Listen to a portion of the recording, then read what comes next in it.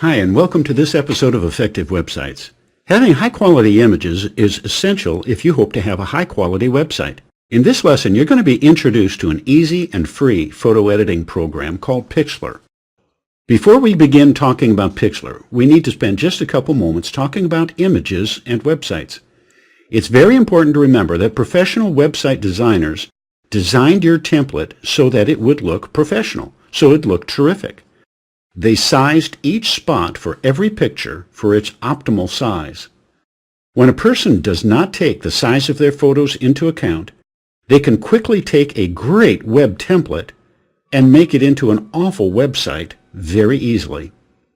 If you were to Google 10 worst websites, one of the things that you'd find in common is that all of these terrible websites have all various sizes and styles of images. There are a lot of other things that they have in common too, but oh my goodness, their pictures are terrible.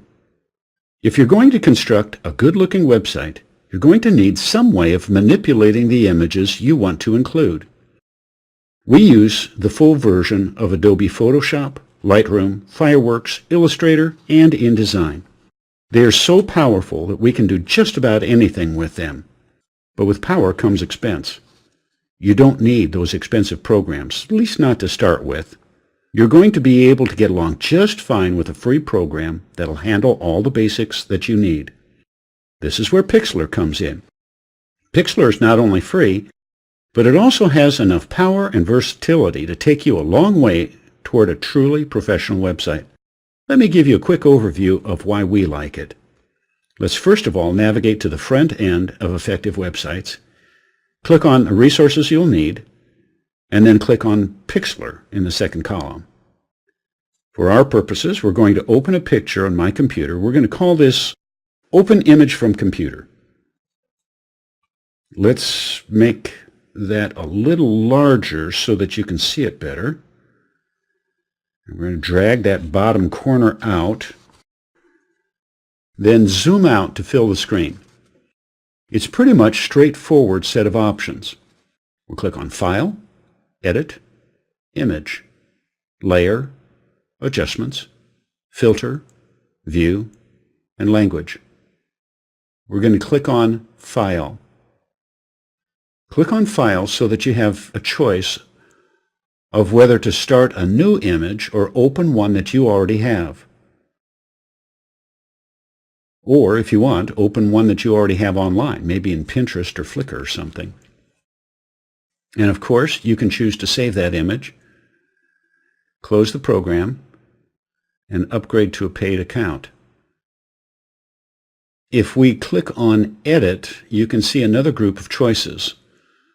The one I always like best is Undo, because if you mess up and commit some terrible, heinous mistake on your picture, you can always back up by hitting Undo. When we get to the image, the one that you'll undoubtedly use the most is image size. Image size not only lets you see how large your image is, but also change it to the size that you need for your website, which is highly useful. Let me show you. We're going to click Image Size. We can see that the image size is 320 by 300 pixels. If we need something with a maximum width of 200, all we have to do is adjust the first box. Because we have constrained proportions checked, the second box automatically adjusts to the height so that you don't have a picture of some malnourished bird. We'll click OK and POW. I'm going to undo this because of another feature we're going to show you in a moment. We're going to pass over layers for now, except to say that if you're ever going to go from average to good or good to great when it comes to your photo editing skills, layers is the most important skill that you'll need to master. If you've ever had a great picture that was a little over or underexposed, the selections in adjustments are going to be very helpful. Filters are great because they give you just the effect that you're looking for. View. You've seen where we made the picture larger. And if you prefer to use some language other than English, you have your choice.